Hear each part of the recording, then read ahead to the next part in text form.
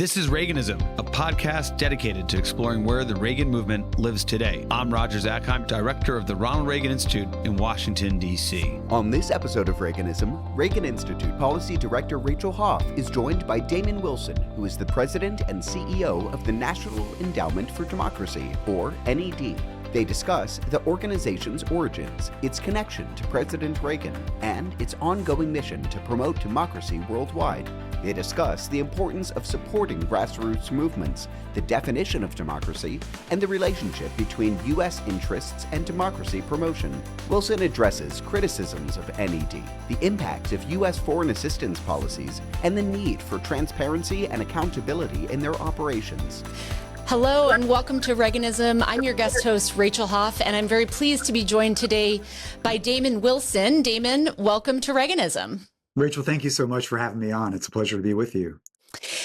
Damon, the organization that you lead, the National Endowment for Democracy, we may call it the Endowment, or maybe occasionally NED throughout our conversation today, has a really special connection to President Reagan.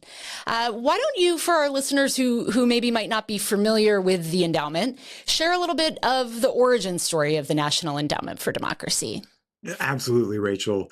Look, the National Endowment for Democracy wouldn't exist without President Reagan.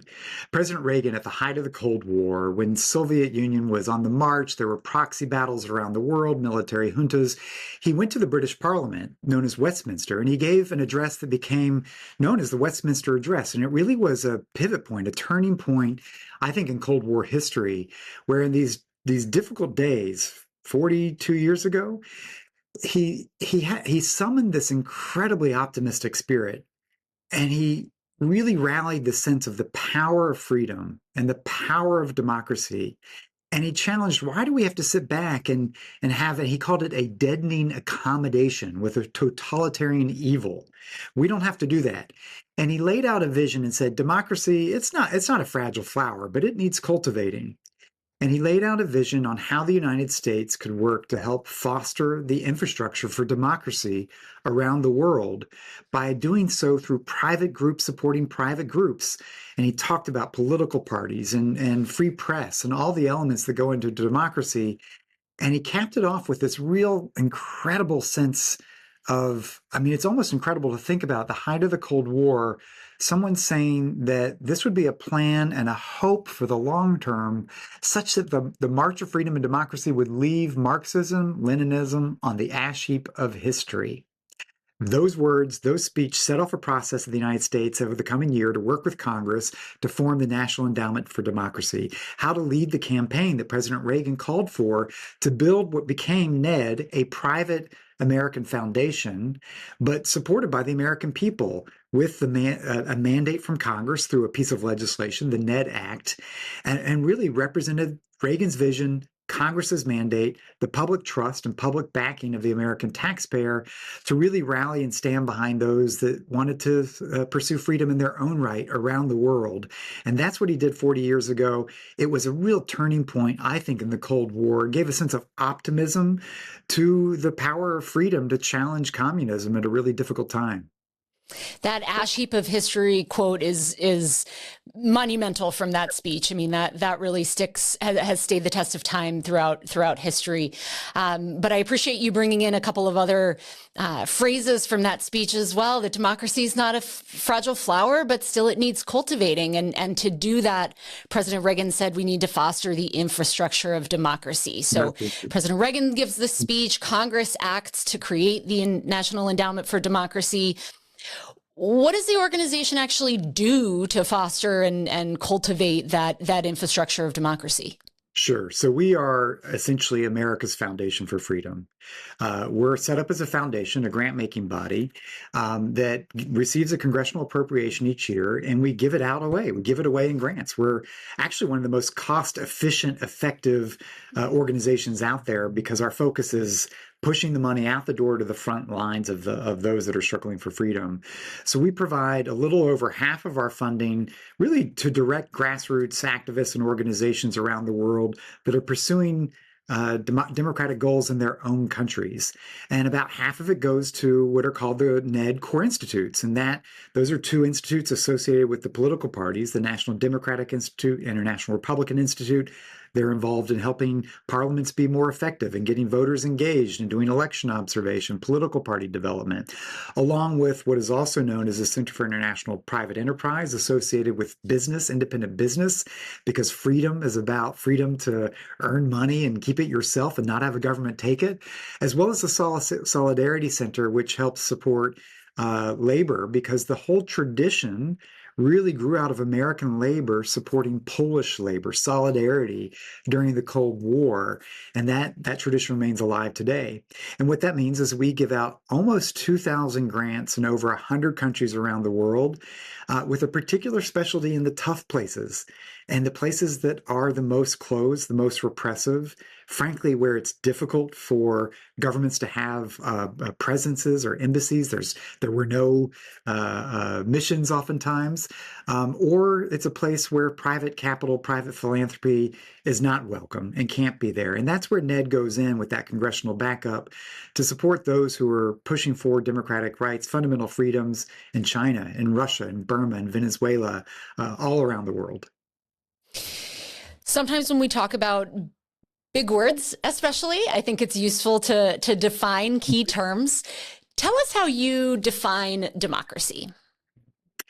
Look, for us, it's not at all an idea that this is an American sense of democracy that we impose on others, that we promote our model of government.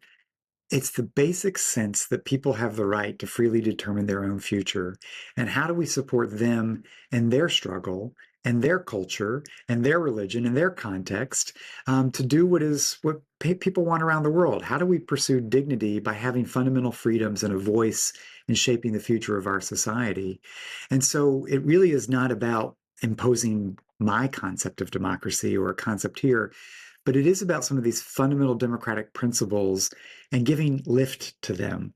And that includes independent citizens groups, democratic opposition movements. It includes free media.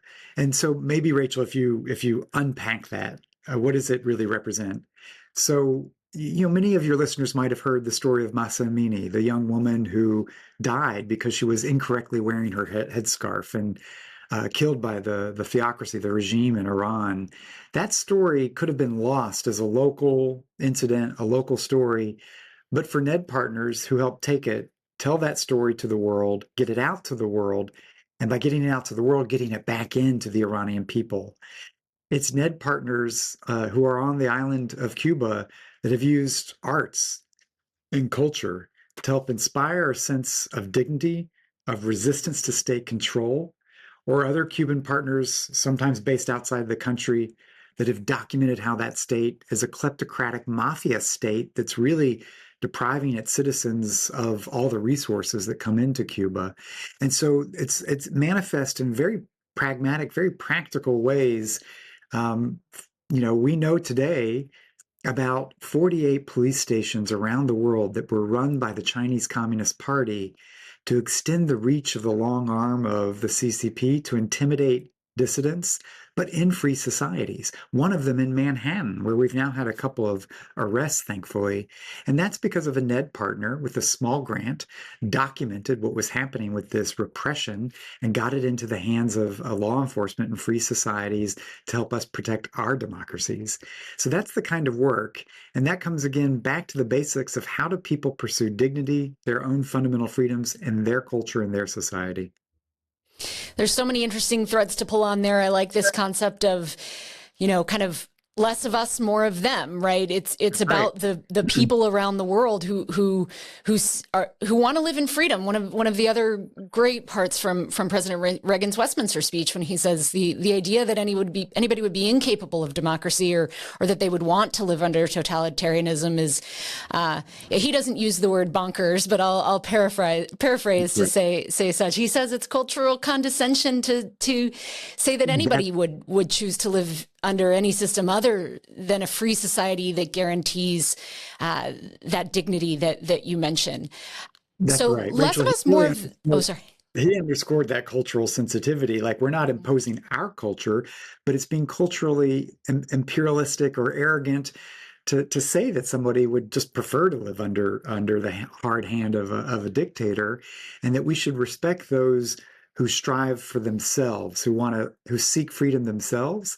And for him, the idea of the endowment was it positioned the American people to stand behind and support those who sought freedom for themselves. More about them, less about us, and yet there's a connection back to us. There's an element of the U.S. interest in the work right. of advancing freedom and democracy around the world. How do you see kind of that connection to U.S. interests, to why it's valuable to us to have democracy promotion as part of our foreign policy? You hit on two key principles that are the founding concepts behind the endowment. And one was a recognition by political leaders 4 decades ago that America was served, American interests were served by a world that was more democratic. With more freedom of people around the world, there would be less conflict, less man-made disasters, less mass migration, less challenges that became problems for the American people. And so it was a recognition that long-term support for democratic efforts and democratic movements very much directly served American interest in a more peaceful, stable, secure world. And frankly, that debate at the origins that President Reagan laid out, we've heard the same echo from Secretary of State Marco Rubio. Does U.S. support help make America safer, more secure, more prosperous? And that was sort of the debate at the time 4 decades ago, that our country would benefit by the expansion of freedom. The second concept you captured, it's actually as much about them as us, really turns this on its head.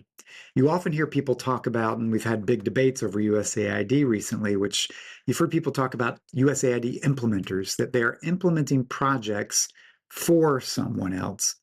It's actually the exact opposite of how the endowment operates. It was, again, Reagan's vision that this is about the fire that burns within inside people. It's not for us to tell them to implement our idea for their country. They have to come to us. And these are people who take the initiative, often with great ingenuity, sometimes great risk. And they have to come ask us for support for their ideas, because what we do is think about talent. We're not managing, we're not compliance officers only. We're really sort of talent scouts. Who are people who are doing this because this is what they believe is right for their communities, and we give them a little bit of lift, and that agency supports them. It's about them doing what's going to serve their communities in a more democratic way. And by doing that over time, man, it sure helps the United States have to spend less on things like disaster relief, on food aid, on migration issues, much less national security. So let's say, we've covered democracy. We've covered, why dignity and freedom matter. We've covered how it serves the American interests and our national security even.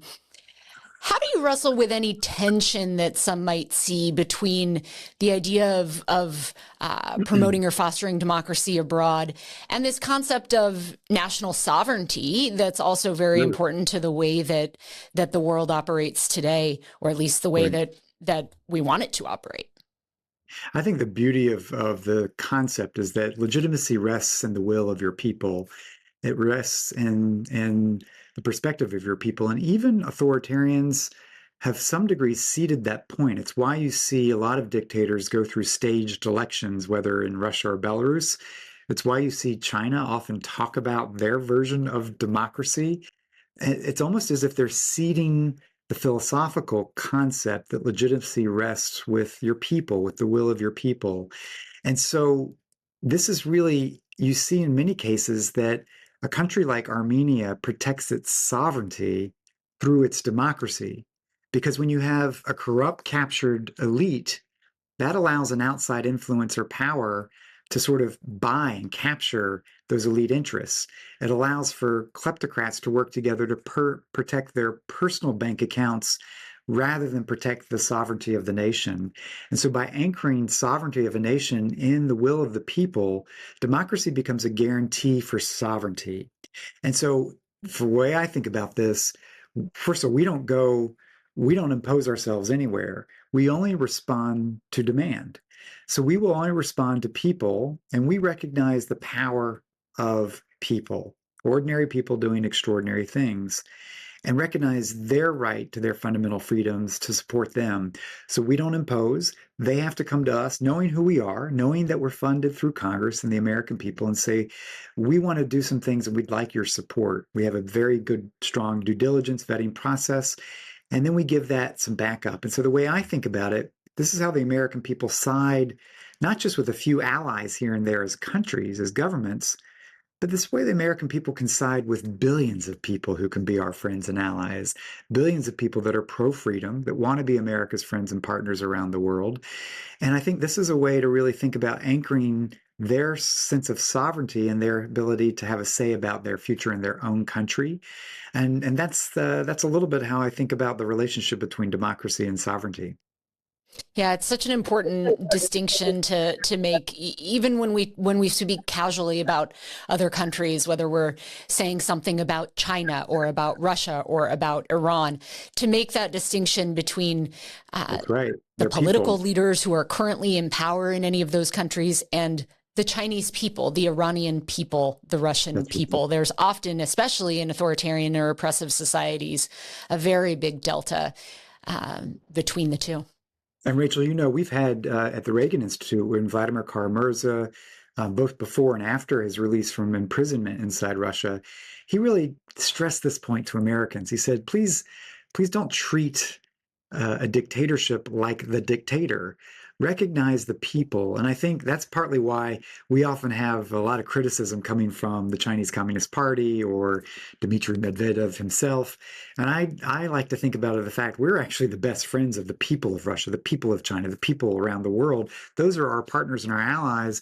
And Vladimir at the Reagan Institute, his wife Evgenia, reminded us, even when he was in prison, that to think about the dignity of the nation is to hear the voices of the people, whether it was Andrei Sakharov, as President Reagan did as president.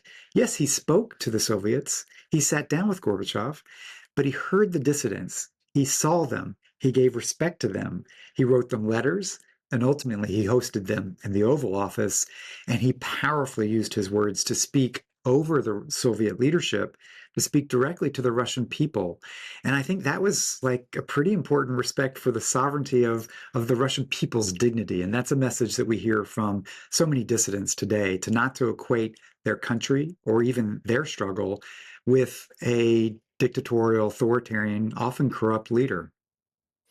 President Reagan made a point to do that when he was in the Soviet Union, to connect with the dissidents, to not just do the government leader-to-leader meetings, but to get outside of the Kremlin or the halls of power to talk to the people. He spoke at Moscow State University when he was in China. Same thing, often speaking at universities to talk directly to the people. It's a very important point. Damon, you mentioned that the endowment, of course, receives congressional funding. You were created by Congress in the Reagan administration, as you described.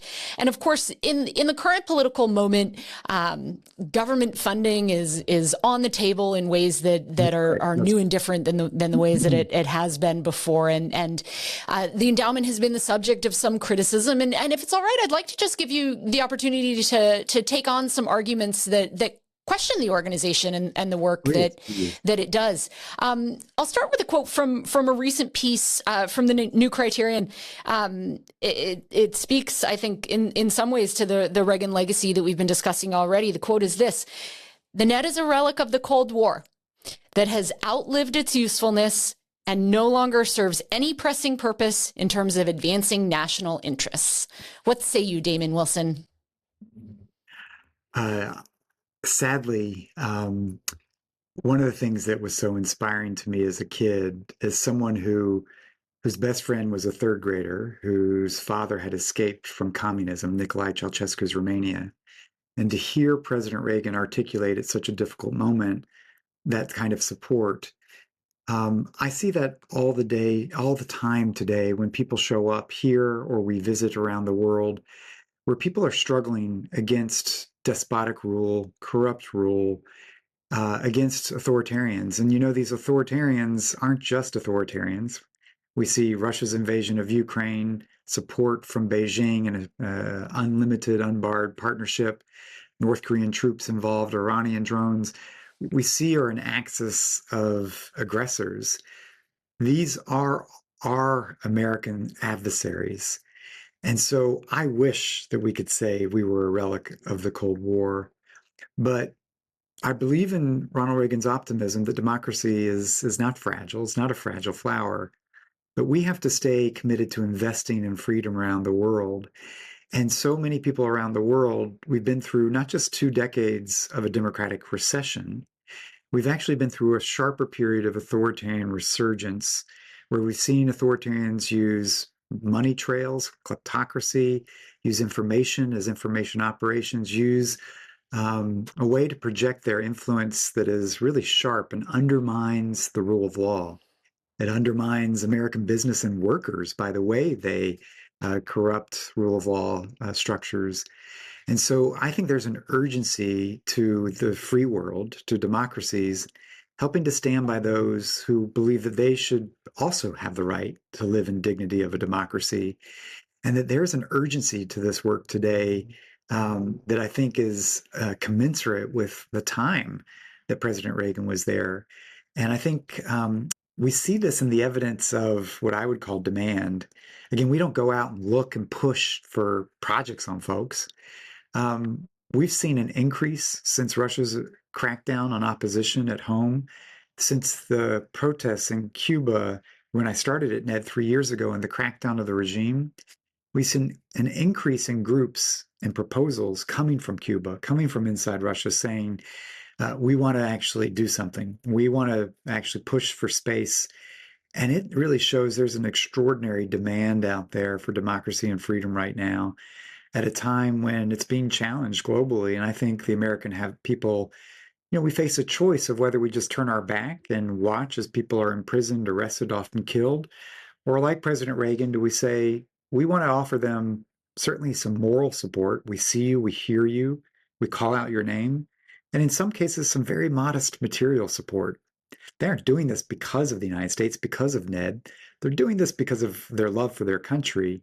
But in their work, man, as they succeed, these become pro-freedom, pro-American partners that we have on the ground in places that change. I mean, just look in the past year, Sri Lanka, Bangladesh, Syria.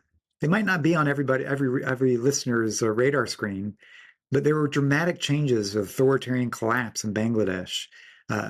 We saw what happened to Assad in Syria as military forces pushed him out. We saw a popular uprising of students in Bangladesh, of protesters against kleptocracy in Sri Lanka. And in all of these cases, this didn't happen because of NED. I mean, that would be offensive to claim that. That's happened because people frustrated with their situations. But because we had been involved in supporting independent media, groups that were helping with political prisoners, we had a network of folks that were ready to be our partners, our country's partners on the ground that are pro-democratic, that share a lot of these values, and that give us, as a country, folks we can work with to help these countries tip things in the right direction as they go through really difficult periods. That's so relevant today. It's more relevant today than I think I would want it to be. We would like to see the work that we do be something that really isn't needed because we see the expansion of freedom over time. And right now it's a jump ball, it's a challenge. And I think the American people need to stick with support for those who want to be our friends and partners because they want to share in the dignity of freedom. One of the early moves of the new Trump administration was to freeze foreign assistance for 90 days. And of course, we've been following what the Department of Government Efficiency, DOGE, has done in particular to USAID, as you mentioned earlier, virtually shutting down the agency.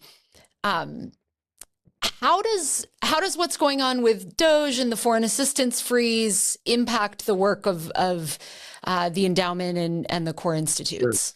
Yeah, very, very indirectly and directly.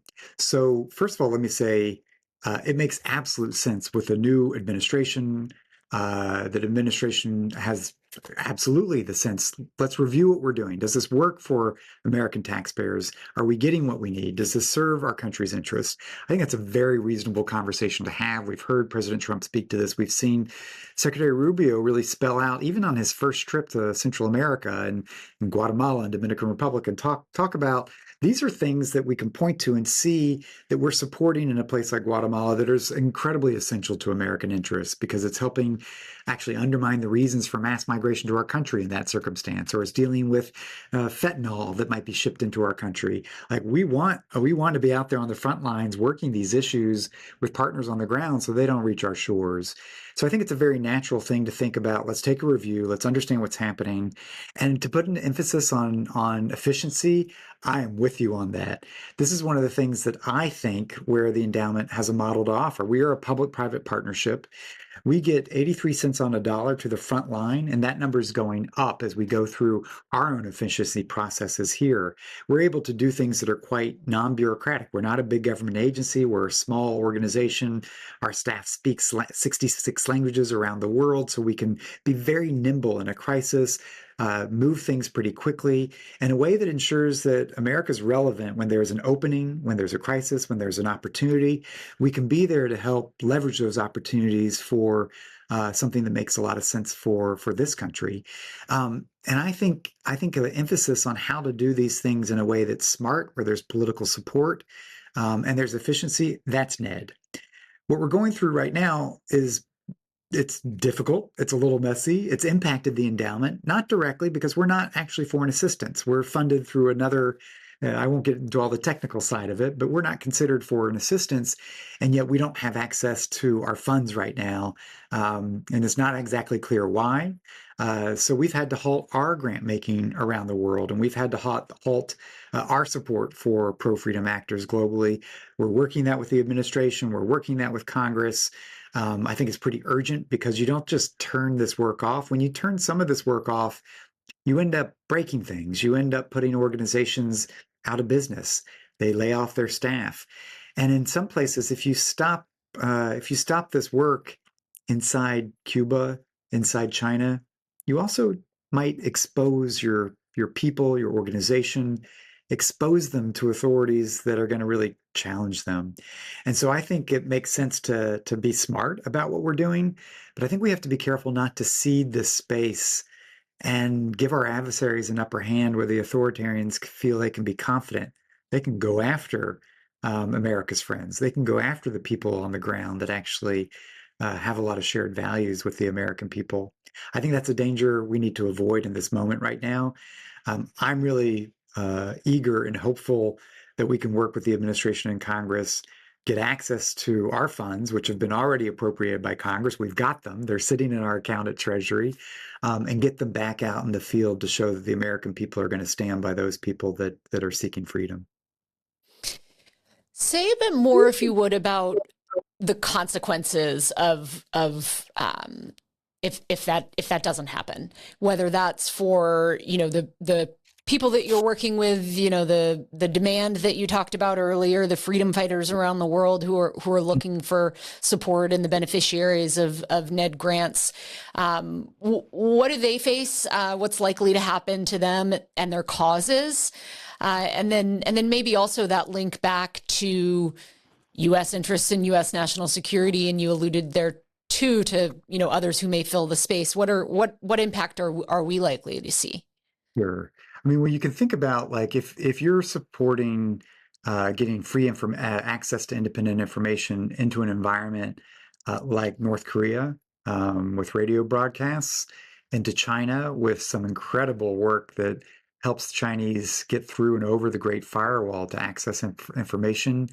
If you're doing that in Cuba, in Crimea, and Donetsk, and Russian-occupied parts of Ukraine, this is really critical because access to information is sort of a building block for critical thinking, for people to understand their own circumstances, take their own decisions, information about the outside world. And when you cut this off, like, it's about disrupting broadcast licenses. It's about access and audience share. It's about the expertise and caliber of a staff that have to feed their family and go elsewhere. And so these things can be broken, not just like paused. You think of how, how would an average American deal with 90 days without having income to take care of their rent or their family? That's pretty disruptive. And so what you don't want to do in one of these reviews is really damage what President Reagan said was the infrastructure of democracy globally. That infrastructure has been something that has been nurtured and that we've been proud to help nurture for 4 decades. I think you can do a lot of damage to that pretty quickly, and then you don't just flip the light switch back on. That's what's at stake right now. And what comes with that is American relationships, American influence. You think about a network of partners that we've helped support around the world that have learned about the CCP's impact in their own countries. So it's not about Americans showing up in South America or Africa telling Africans why China's bad for them. We've been supporting Africans and others in Latin America who have helped their fellow countrymen and women understand the impact on rule of law, on contracts, on what it means for workers, what it means for their democratic institutions. And that work is not easy to do. There isn't a lot of funding for that type of work. You can imagine that countries like China and Russia can intimidate public universities and an African country if they started to work on these issues. But with our support, these groups are able to do that. If that stops, there's going to be a void. And I think we'll see our adversaries, we're already seeing them. I had some partners in from Morocco just last week saying that as soon as some of their funding was stalled, they literally had folks from the Chinese embassy knocking on their door saying, well, the Americans are unreliable. What about partnering with us? What can we do? And this is how America has to compete for positive influence. And I think there's a really cost-effective way to do that. And that's one of the models that I think we've got a lot to offer our country in understanding not the wrong way to do this, not to get lost on niche social issues or things where there isn't consensus politically for what we can do, but on the core work of democracy, freedom, where that bipartisan support has been bedrock. And the American people's, that's where their sentiment is. And I think that's what we're proud to represent. We've been talking about how President Reagan stood strongly for freedom and democracy around the world. But as our audience and you and I all know, President Reagan also stood staunchly opposed to unnecessary or wasteful government spending. And of course, some who are supportive of the work of DOGE and the new administration would argue that that this work we've been talking about may qualify. You've talked about the efficiency and the effectiveness of the endowment's work. Can you say a word about how you think about transparency and accountability in the use of taxpayer dollars? Sure. I think it's really important. I mean, first of all, small investment, big impact. So it's not like NED caused the Berlin Wall to fall and communism to fall. But if you think about the transition in Poland with our decade-long support of solidarity, if you think about that with Russian dissident groups, even that President Reagan talked to, we were helping to support them at a really critical time, a lifeblood. If you think about changes historically in Chile after Pinochet, and the transition from apartheid to multiracial democracy in South Africa, people power in the Philippines. In each one of these cases, modest, very modest support from the endowment and our core institutes help those democratic experiences succeed with technical advice, with modest support. And over time, these countries became allies of the United States, partners of the United States, rich trading partners, helping to build wealth together, becoming part of our security infrastructure, helping to actually for them to put investments on the table to support free people. Man, it has really paid off in a way that's really valuable for the United States to have support like that. More tactically here at home, I feel really strongly about the concept of transparency. That is something that is fundamental. So first of all, the endowment is a transparent entity in that, first of all, you have to come and ask us for support, knowing where our funding comes from. And that was really different from sometimes operations in the Cold War when people talk about what intelligence groups did. It's the exact opposite of the endowment, because here people come to us and say, we know who you are, we know your money's from, we would like your support. So that transparency is key to the relationships of trust. Here at home, we're subject to congressional oversight. We're up on the Hill all the time. We report all of our work and our spending to Congress. We consult with the administration through this process as well. We're subject to the IG, different IGs, the GAO. We're subject to the Freedom of Information Act as well. And we tell the story of where we spend this money, both publicly and giving a sense of the laydown of where that goes. But one of the things we try to balance is what we call duty of care. We've seen increasingly in years that some of our partners have been targeted, and not just in the most repressive societies. So you see that in China and Russia and others. We've seen court cases in Hong Kong and Belarus where the governments have tried to pull up contracts from NED and say, the only reason Hong Kong was in revolution was NED. Are you kidding me? Like, we're a small entity. You can't undermine what the Belarusian people did after the illegal protests there. But they use this and to go after our partners. We've also seen it in places you wouldn't have expected.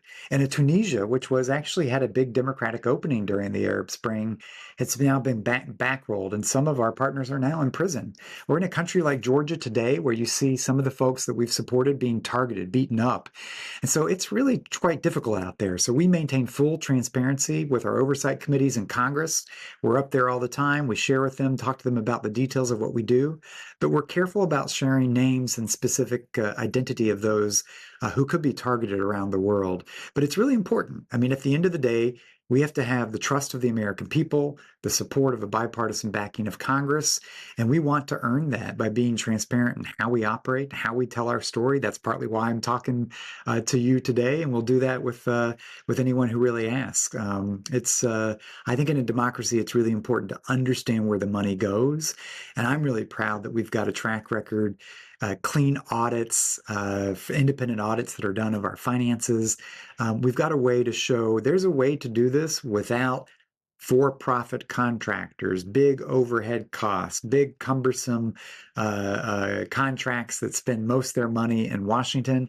That is not the endowment. We are the exact opposite. We get small amounts of money directly into the right hands of people where it needs to be, when it needs to be there. We're nimble and agile at doing that, cutting out intermediaries and ensuring that small investments can have significant impact. Well, Damon, we end each of our podcast episodes by asking our guests to share their favorite book on President Reagan, quote from President Reagan, or speech by President Reagan. We've been talking a lot about one speech by President Reagan that laid the foundation and launched the idea that created the endowment. So I might guess what your favorite Reagan speech is, but you know what they say about assuming. Do you have anything along those lines to share as we close our conversation? Oh my God, I love President Reagan, and I was a kid when he gave this Westminster speech. But as a kid, I had a best friend who fled communism, and so this Westminster speech, I think it was a turning point in the Cold War. It's foundational to the organization I work at, but it had this incredible impression on me when I was young, because I only learned what freedom meant by knowing somebody else. I didn't understand it as a young American. I understood it by having a friend who didn't have it. So this Westminster address, I think, is historic. It gives me goosebumps even thinking about it, and the privilege of being at an organization that is the stewardship, the living embodiment of that speech. So Westminster speech, no doubt, all your listeners have to go read it.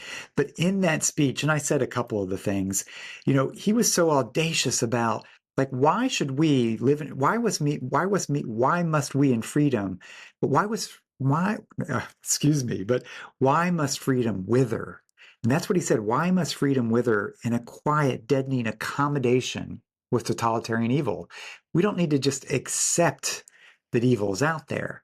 And he said, democracy is not a fragile flower. We got to cultivate it. He had that confidence in it. But to have the ambition, the audacity of vision at a time when people thought communism was on the march, we thought we were losing the missile, all this stuff, to have him talk about a vision that would leave Marxism, Leninism on the ash heap of history. So today, your listeners might think the world out there looks dangerous. China the techno-leviathan of the algorithm of repression is being masterminded in Beijing right now. Russian troops are on the march around the world. We see North Korea. We see Iranians trying to kill President Trump and his officials themselves. It feels like a dangerous moment. And yet the audacity of Reagan to be able to imagine a future in which freedom could win, freedom can triumph. And so that's the spirit that I want to conjure. That's why I love President Reagan. It's why I think it's so appropriate for this moment. It's why that speech resonates. And the book that I'll pair with that is Will and Bowden. I think you've hosted Will, The Peacemaker. And so I think about this peace through strength. This is what President Trump is talking about. Peace through strength. Go back to President Reagan. Will and Bowden captured this in his book, The Peacemaker, Ronald Reagan, the Cold War, and the World on the Brink. And he opens that book with Westminster, with the audacity of optimism. And it really showed through what peace through strength really meant tapping. Part of the best strength was America's character. It was the strength of the concept of freedom and how appealing freedom, dignity, prosperity was to people around the world, to harness that for America's interest. President Reagan did that. William Bowden tells that story beautifully in The Peacemaker. I recommend it to all your audience. Damon Wilson, thank you so much for the work that you're doing to carry on President Reagan's legacy, and thank you for joining us on the Reaganism podcast. Such an honor, Rachel. Thank you so much. We hope you enjoyed this episode of Reaganism. New episodes premiere weekly every Monday on YouTube and all podcast streaming platforms. If you like this episode, be sure to let us know and share with a friend.